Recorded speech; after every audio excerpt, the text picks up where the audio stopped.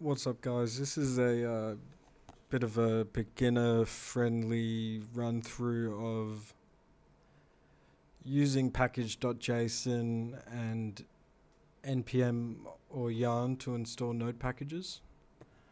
So basically, package.json is what defines your Node dependencies in your Node project.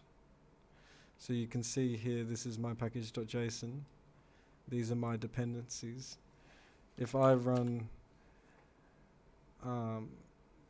npm install, so let's get rid of React DOM. Let's get rid of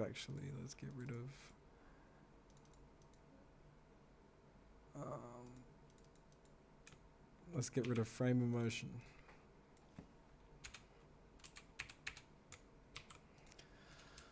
Okay, so git diff, we can see we did that.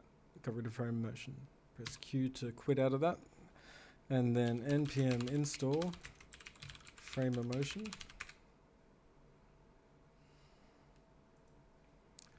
We can now see it is added back in there.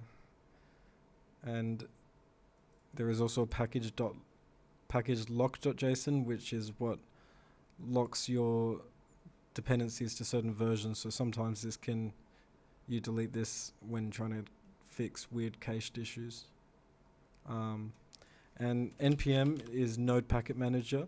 There's usually two options, yarn or npm are the big ones.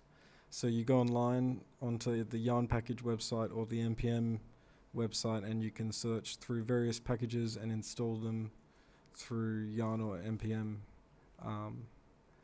And you could also just write whatever Node package you want inside of package.json and just run npm install. Yeah, maybe next video we will